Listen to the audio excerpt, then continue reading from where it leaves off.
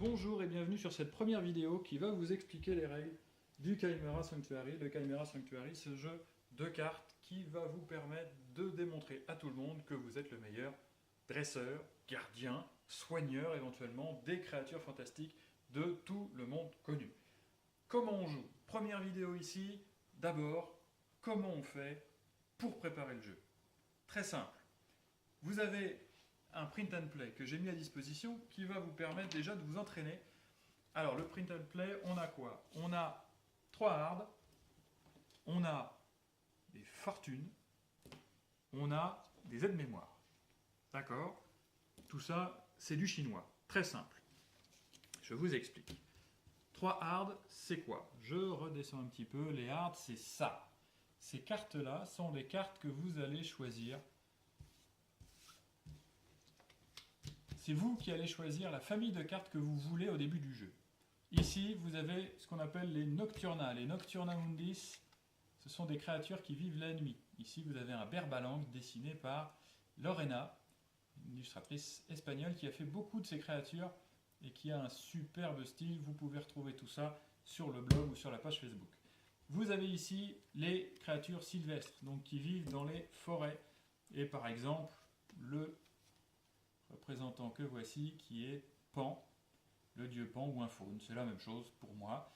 Voici les créatures sylvestres. Le troisième, c'est ce que j'appelle le territoire des 9 pics. Les 9 pics, c'est quoi? C'est tout simplement les créatures qui vivent en forêt, dessus ou dedans. Vous avez ici un troll de pierre, dessiné par Lorena également, alors que le faune juste avant était dessiné par une autre illustratrice qui elle est américaine et qui s'appelle Lorinda. Voilà pour la petite Eh bien, vous histoire. avez d'autres cartes. Vous avez ce qu'on appelle les fortunes. Les fortunes, ce sont des petits objectifs individuels que vous allez avoir qui vont vous permettre de gagner des bonus, ou pour embêter le voisin, ou pour booster vos résultats. Vous avez, en plus de ça, également autre chose. Ce sont des aides-mémoire. Les aides-mémoire, c'est très simple. Ce sont des moyens de se souvenir, j'approche un petit peu, je ne sais pas si c'est visible, de se souvenir de toutes les vertus. Les vertus, ce sont ces 7 règles spéciales qui font tout le sel des Chimera Sanctuary, qui vous permettent de renverser la situation à chaque assaut et presque à chaque carte posée.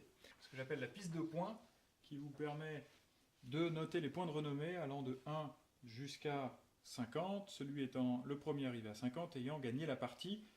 Petite subtilité d'ailleurs là-dessus, c'est que si jamais vous le souhaitez, vous pouvez bien sûr décider de faire gagner une partie à 40 points et non pas à 50 si vous estimez qu'elle est trop longue.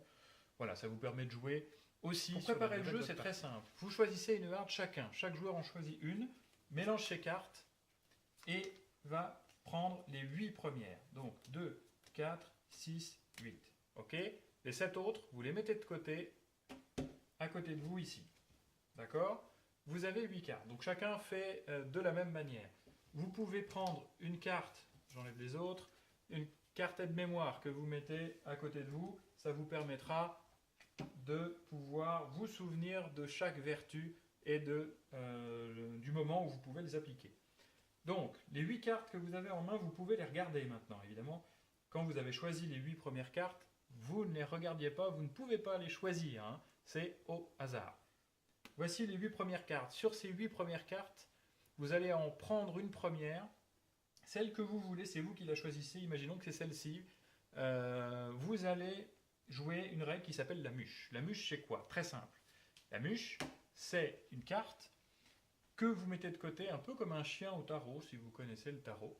Vous la mettez devant vous, personne ne pourra vous la voler, personne ne pourra la regarder. L'intérêt, 2 choses. Le premier intérêt, c'est que vous pouvez y mettre une carte que vous n'aimez pas parce qu'elle est nulle, parce que vous ne savez pas la jouer, parce qu'elle ne vous intéresse pas, et que vous vous dites, avec les 14 autres, je pourrais faire des choses bien plus intéressantes qu'avec celle-ci. Je m'en débarrasse. La deuxième, c'est que vous avez une carte qui vaut 5 points, et que vous n'avez pas envie de la perdre. 5 points, ou 4, ou 3, ou 2, hein, peu importe, hein, c'est pour l'exemple. Et comme ça, vous pouvez sécuriser des points. Comme personne ne pourra personne ne pourra vous la voler. C'est pas facile à dire, on ne se rend pas compte comme ça, mais c'est pas facile. Donc, vous sécurisez vos points. Ok? Cette carte, la mûche, vous la mettez sous le premier tas de cartes, tourné à 90. Hop. Ok? La mûche est comme ça, la seconde chasse ou seconde main est dans l'autre sens. Je ne sais pas si ça se voit bien. Vous avez ensuite donc 7 cartes en main. Sur ces 7 cartes, vous allez encore regarder et en prendre une seconde que vous allez donner à l'un de vos adversaires qui lui-même va vous en donner une. D'accord? Donc quand vous commencez à jouer, vous avez en main 7 cartes, 6 qui vous appartiennent et une qui n'est pas à vous, c'est normal. D'accord? C'est comme ça qu'on commence à jouer. Ensuite, quand vous gagnerez un pli, eh bien ce pli, vous pourrez le mettre de l'autre côté. D'accord? Vous avez donc ici la mûche par-dessus la seconde main, l'aide-mémoire et les plis que vous gagnez qui sont là. Alors évidemment, vous comptez les points au fur et à mesure. Hein. Ça sera beaucoup plus facile pour vous. La dernière chose, c'est très simple encore, c'est qu'au début de la manche, donc juste avant de commencer à poser vos cartes, vous choisissez une carte fortune que vous mettez ici au milieu. Voici le début du sanctuaire des chimères.